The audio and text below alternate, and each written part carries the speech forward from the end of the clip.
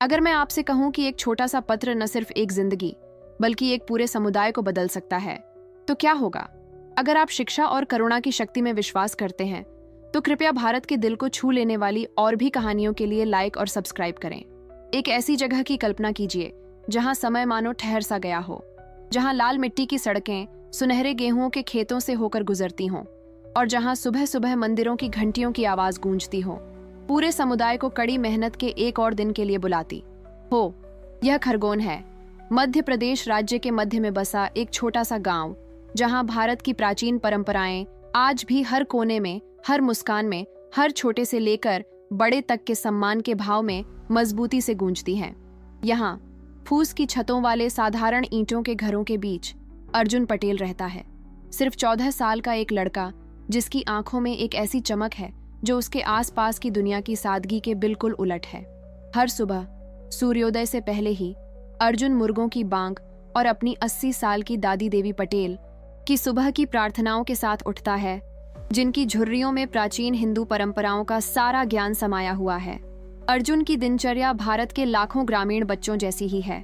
अपने परिवार के साथ सादी चाय का आनंद लेने के बाद वह धूल भरी सड़क पर 3 किलोमीटर पैदल चलकर गांव के इकलौते स्कूल पहुंचता है, जो एक साधारण सी इमारत है और जिसमें 2 कक्षाएं हैं और जहां अलग अलग उम्र के बच्चे पढ़ते हैं।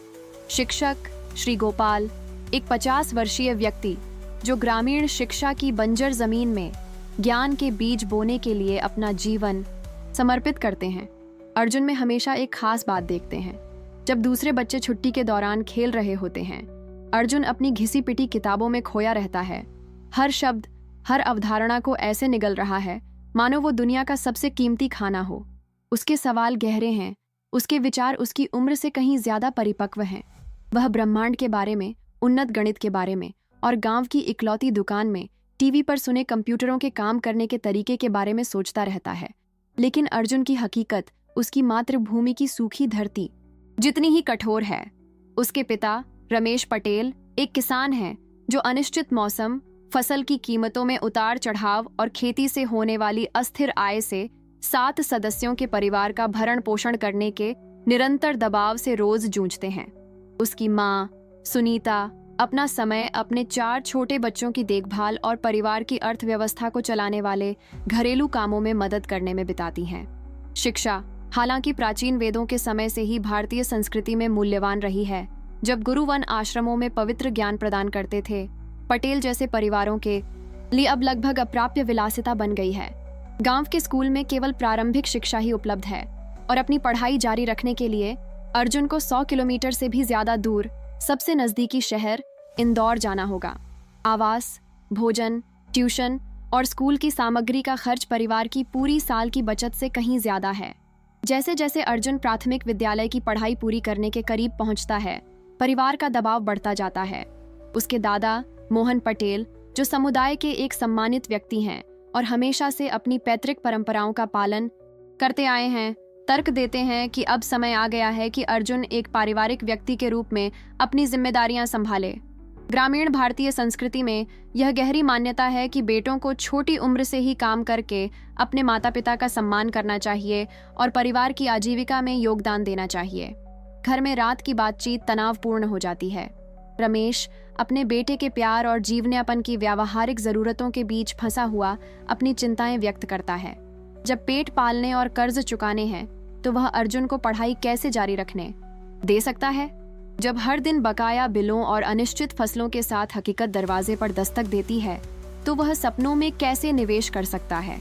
इस बीच अर्जुन को न सिर्फ अपने सपनों का बोझ उठाना पड़ रहा है, बल्कि अपने परिवार में शिक्षा के जरिए ग्रामीण गरीबी के चक्र को तोड़ने वाला पहला व्यक्ति बनने की उम्मीद भी सता रही है। वह पूरी रात मिट्टी के तेल के लैंप की रोशनी में पढ़ाई करता है, गणित के सूत्र और इतिहास की किताबें याद करता है और एक ऐसी उम्मीद को संजोए रखता है जो उसके सामने आने वाली हर मुश्किल को चुनौती देती नजर आती है। भारतीय संस्कृति सिखाती है कि ज्ञान या विद्या धन के सर्वोच्च रूपों में से एक है, जो सोने या संपत्ति से भी अधिक मूल्यवान है। प्राचीन हिंदू ग्रंथों में कहा गया है कि शिक्षा ही एकमात्र ऐसी चीज है जिसे चुराया नहीं जा सकता, जो मृत्यु के बाद भी हमारे साथ रहती है। लेकिन यह प्राचीन दर्शन आधुनिक गरीबी की क्रूर वास्तविकता से टकराता है, जहां ऊंचे सपने जीवनयापन की बुनियादी जरूरतों से टकराते हैं। इस संदर्भ में भारत के लाखों ग्रामीण बच्चे खुद को दो दुनियाओं के बीच फंसा हुआ पाते हैं। एक परंपराओं की दुनिया जो शिक्षा को सैद्धांतिक रूप से महत्व देती है, और दूसरी व्यावहारिक दुनिया जहां शिक्षा एक ऐसा विशेषाधिकार है जिसे बहुत कम लोग वहन कर सकते हैं। अर्जुन इसी खोई हुई पीढ़ी का प्रतिनिधित्व करते हैं। ऐसे प्रतिभाशाली बच्चे जिनकी क्षमताएं ग्रामीण जीवन की तात्कालिक जरूरतों में दबी रह जाती हैं। एकांत अध्ययन की इन्हीं रातों में से एक रात के दौरान अर्जुन ने एक ऐसा फैसला लिया जिसने न सिर्फ उसकी बल्कि उसके पूरे समुदाय की जिंदगी बदल दी। नागरिकता और लोकतंत्र पर अपने गुरु की शिक्षाओं से प्रेरित होकर और अपनी दादी की कही उन बातों को याद करते हुए कि अपने सपनों को पूरा करने के लिए विश्वास और साहस होना कितना जरूरी है, उसने एक पत्र लिखने का फैसला किया। लेकिन यह कोई साधारण पत्र नहीं है। यह भारत के प्रधानमंत्री नरेंद्र मोदी को संबोधित है, एक ऐसे व्यक्ति जो करोड़ों भारतीयों की आशा का प्रतिनिधित्व करते हैं और जिन्होंने अर्जुन की तरह ही एक साधारण परिवार से आकर दृढ़ संकल्प और कड़ी मेहनत से असंभव को संभव कर दिखाया। अपने कांपते हाथों और सधी हुई लिखावट से अर्जुन हिंदी में लिखते हैं, अपने दिल की बात कागज पर उंडेलते हैं। वह गांव में अपने जीवन, इंजीनियर बनने और अपने समुदाय के विकास में योगदान देने के अपने सपनों, अपने सामने आने वाली कठिनाइयों और शिक्षा के प्रति अपने अटूट विश्वास के बारे में बताते हैं।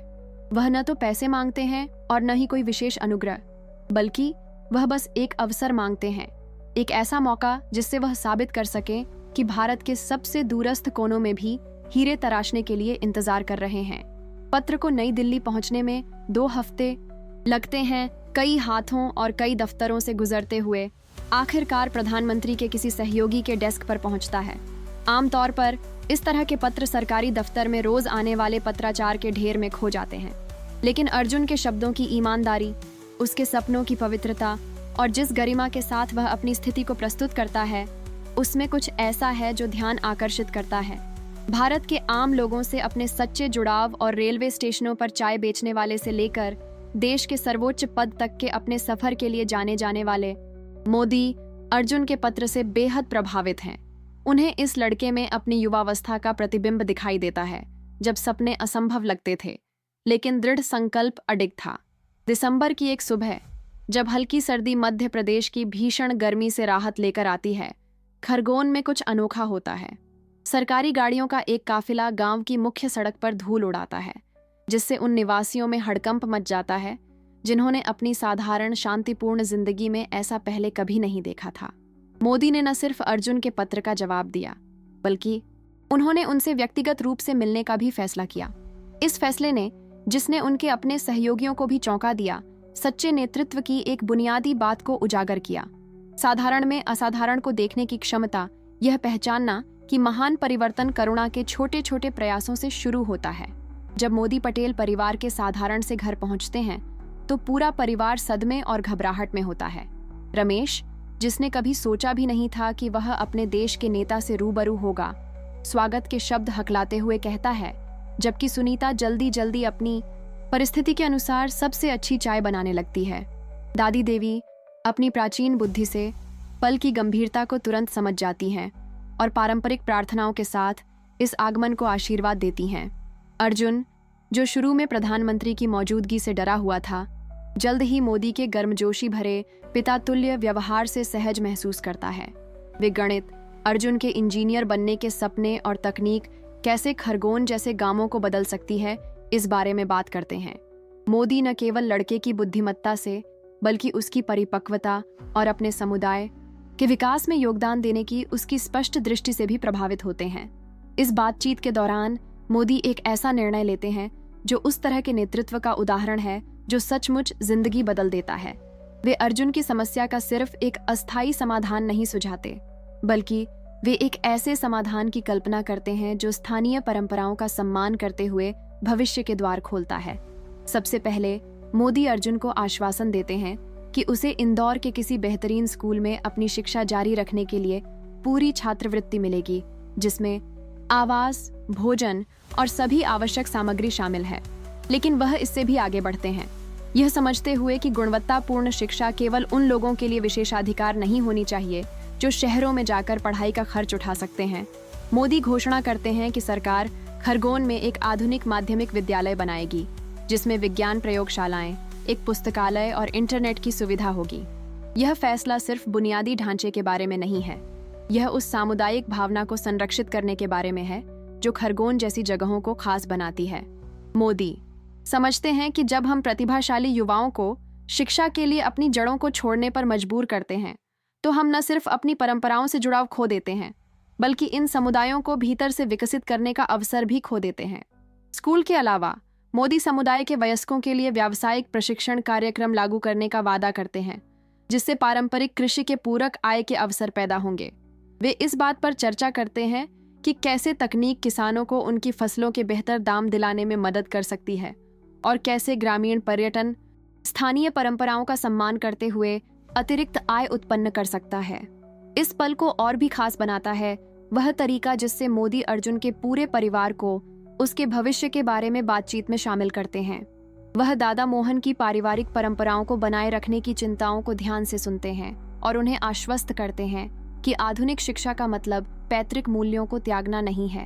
वह रमेश से बात करते हैं कि कैसे अर्जुन की सफलता पूरे परिवार के लिए फायदेमंद होगी, न केवल आर्थिक रूप से बल्कि गर्व और प्रेरणा का स्रोत भी।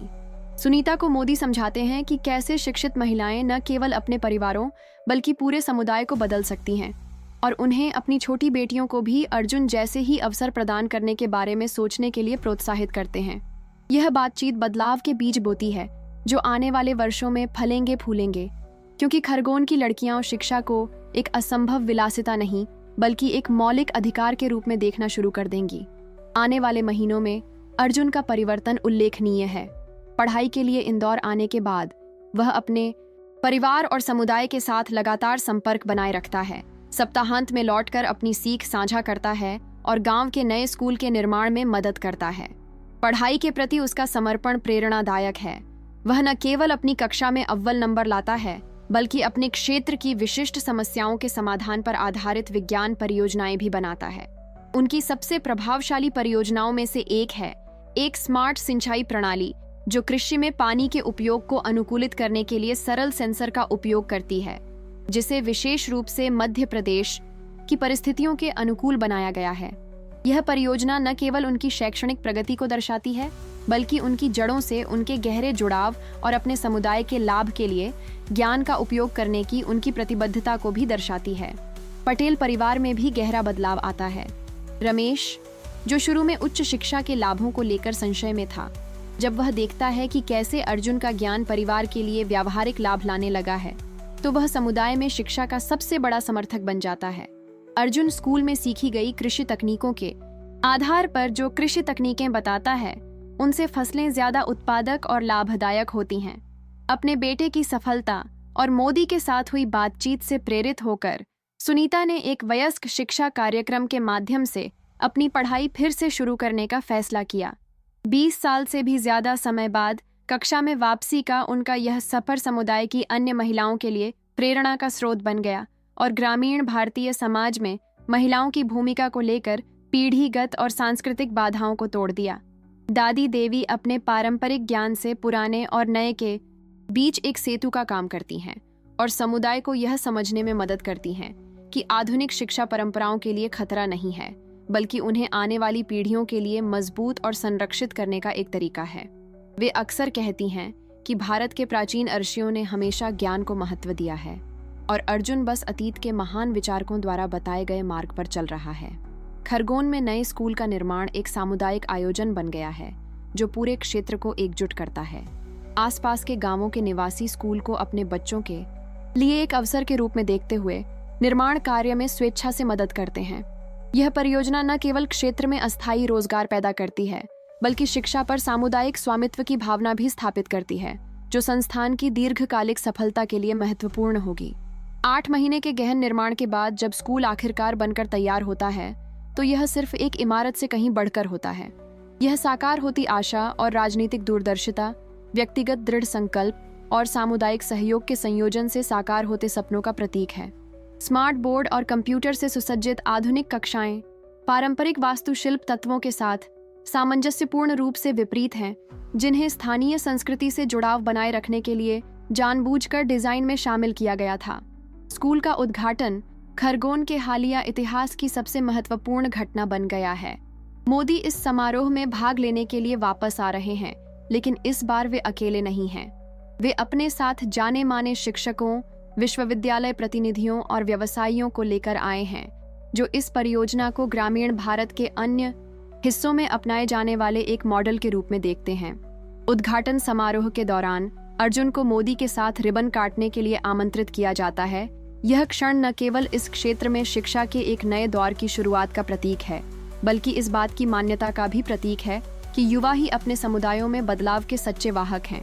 रमेश और सुनीता की आंखों में गर्व के आंसू, देवी की आवाज में कृतज्ञता की प्रार्थना करते हुए भावुकता और समुदाय के उन बच्चों की खुशी का विस्फोट जिन्हें आखिरकार अपने परिवारों को छोड़े बिना ही गुणवत्तापूर्ण शिक्षा प्राप्त करने की सुविधा मिलेगी, एक विशुद्ध मानवीय जादू का क्षण पैदा करते हैं। लेकिन इस बदलाव के असर की असली परीक्षा अगले सालों में होती है। अर्जुन न सिर्फ उच्च शिक्षा हाई स्कूल में उत्कृष्टता के साथ उत्तीर्ण होता है, बल्कि उसे भारत के सबसे प्रतिष्ठित इंजीनियरिंग विश्वविद्यालयों में से एक में प्रवेश भी मिल जाता है। उसकी शैक्षणिक यात्रा सैकड़ों अन्य ग्रामीण बच्चों के लिए आशा की किरण बन जाती है, जिन्हें यह विश्वास होने लगता है कि वे भी अपने सबसे महत्वाकांक्षी सपनों को साकार कर सकते हैं। अपने कॉलेज के दिनों में अर्जुन कभी नहीं भूलते कि वे कहाँ से आए हैं। वे नियमित रूप से खरगोन आते हैं, न केवल अपने परिवार से मिलने, बल्कि अपने स्कूल के युवा छात्रों के लिए एक मार्गदर्शक के रूप में भी। वे विज्ञान और प्रौद्योगिकी कार्यशालाओं का आयोजन करते हैं, अध्ययन तकनीकें साझा करते हैं और सबसे महत्वपूर्ण बात, अपनी यात्रा के माध्यम से यह प्रदर्शित करते हैं कि आधुनिक दुनिया के अवसरों को अपनाते हुए अपनी परंपराओं का सम्मान करना संभव है। अर्जुन का प्रभाव कई गुना बढ़ गया है। उसकी कहानी से प्रेरित होकर क्षेत्र के अन्य युवा नए दृढ़ संकल्प के साथ अपने शैक्षिक सपनों को साकार करने में लग जाते हैं। खरगोन और आसपास के गांवों में हाई स्कूल स्नातकों की संख्या में नाटकीय रूप से वृद्धि हुई है और क्षेत्र के इतिहास में पहली बार कई बच्चों को प्रतिष्ठित विश्वविद्यालयों में प्रवेश मिला है। स्कूल खुलने के 3 साल बाद कुछ असाधारण हुआ। इंजीनियरिंग के अपने तीसरे वर्ष में अर्जुन छोटे किसानों के लिए कृषि समाधानों पर केंद्रित एक तकनीकी स्टार्टअप विकसित कर रहे हैं। उनकी कंपनी न केवल विश्वविद्यालय में अर्जित उन्नत ज्ञान का, बल्कि एक किसान परिवार में पले बढ़े व्यावहारिक ज्ञान का भी लाभ उठाती है। अर्जुन की परियोजना ने राष्ट्रीय स्तर पर ध्यान आकर्षित किया जब उन्होंने एक मोबाइल ऐप विकसित किया जो ग्रामीण किसानों को वास्तविक समय में बाजार मूल्य की जानकारी, क्षेत्र विशिष्ट मौसम पूर्वानुमान और फसल उत्पादकता बढ़ाने के लिए तकनीकी सुझाव प्रदान करता है। हिंदी और अन्य क्षेत्रीय भाषाओं में उपलब्ध यह ऐप मध्य प्रदेश के हजारों किसानों के लिए एक जरूरी उपकरण बन गया है। कहानी तब पूरी होती है जब मोदी अर्जुन को ग्रामीण नवाचार पर एक राष्ट्रीय सम्मेलन में अपनी कंपनी प्रस्तुत करने के लिए आमंत्रित करते हैं। खड़े होकर तालियों की गड़गड़ाहट के बीच वह युवक, जिसने कभी एक अवसर की भीख मांगते हुए एक हताश पत्र लिखा था, अब खुद को केंद्र मंच पर पाता है और देश भर के व्यापारिक नेताओं, राजनेताओं और शिक्षकों के साथ अपनी कहानी साझा करता है। लेकिन इस असाधारण यात्रा का सबसे मार्मिक क्षण तब आता है जब अर्जुन अपने विश्वविद्यालय स्नातक समारोह के लिए खरगोन लौटता है, जिसे वह अपने ही सामुदायिक विद्यालय में आयोजित करने का निर्णय लेता है। मोदी वर्षों पहले किए अपने वादे के अनुसार समारोह में शामिल होते हैं, लेकिन इस बार एक ऐसे युवक के मुख्य अतिथि के रूप में जो इस बात का राष्ट्रीय प्रतीक बन गया है कि कैसे शिक्षा न केवल व्यक्तिगत जीवन बल्कि पूरे समुदाय को बदल सकती है। दीपक की रोशनी में लिखे एक पत्र की बदौलत बने स्कूल के प्रांगण में दिए गए अपने स्नातक भाषण में अर्जुन ने अपने सपनों को पूरा करने के लिए अपनी जड़ों को कभी न भूलने के महत्व पर बात की।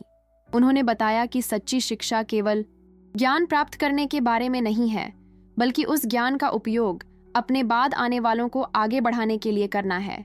अर्जुन के शब्द भीड़ भरे प्रांगण में गूंज रहे हैं, जहां न केवल उसका परिवार और समुदाय इकट्ठा है, बल्कि आसपास के दर्जनों गांवों के प्रतिनिधि भी इस ऐतिहासिक क्षण का गवाह बनने आए हैं। छोटे बच्चे उसे उसी उज्जवल आशा भरी निगाहों से देखते हैं जैसे वह कभी देखता था, और उसमें इस बात का जीता जागता सबूत देखते हैं कि जब हम व्यक्तिगत दृढ़ संकल्प, सामुदायिक समर्थन और दूरदर्शी नेतृत्व को साथ लेकर चलते हैं तो असंभव सपने भी हकीकत बन सकते हैं। समारोह का समापन अर्जुन की एक ऐसी घोषणा के साथ होता है जिसने मोदी समेत सभी को चौंका दिया। उन्होंने घोषणा की कि वे अपने स्टार्टअप के मुनाफे का एक हिस्सा खरगोन और आसपास के क्षेत्र के युवाओं के लिए एक छात्रवृत्ति कोष बनाने में लगाएंगे, जिससे यह सुनिश्चित होगा कि अगली पीढ़ी को उनसे भी ज्यादा अवसर मिलेंगे। कृतज्ञता और सामाजिक जिम्मेदारी का यह भाव दर्शाता है कि सच्ची शिक्षा न केवल मन बल्कि हृदय को भी कैसे बदल देती है। उस खास रात में जब खरगोन की बत्तियां बुझ जाती हैं, तो वह गांव अब वह जगह नहीं रह जाता जहां कभी किसी सपने देखने वाले लड़के ने एक हताशा भरी चिट्ठी लिखी थी। अब वह आशा का एक राष्ट्रीय प्रतीक है, एक ऐसी जगह जहां प्राचीन परंपराएं और आधुनिक आकांक्षाएं एक साथ मिलकर एक साथ रहती हैं, जहां हर बच्चा जानता है कि उसके सपने सच हैं और हासिल किए जा सकते हैं। अर्जुन पटेल की कहानी सिर्फ एक युवा की शिक्षा के जरिए कठिनाइयों पर विजय पाने की कहानी नहीं है।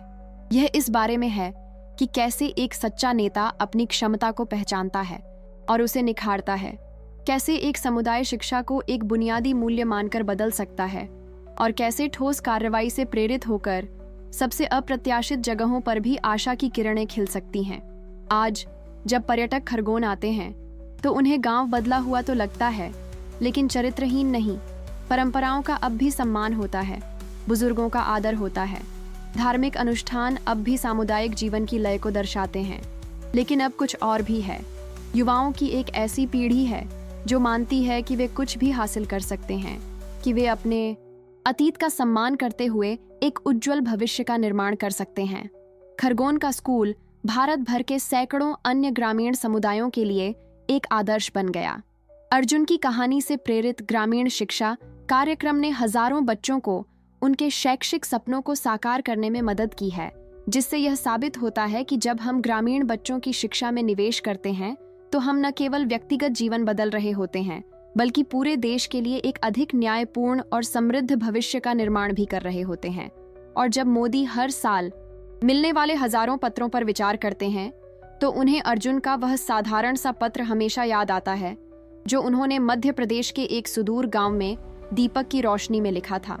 उस पत्र ने उन्हें नेतृत्व के बारे में एक बुनियादी बात सिखाई कि सबसे बड़ा प्रभाव अक्सर करुणा के छोटे छोटे भावों से शुरू होता है, और जब कोई नेता सचमुच लोगों के दिलों से जुड़ता है तो सबसे दूर के सपने भी पूरे समुदाय के लिए एक स्थायी विरासत बन सकते हैं।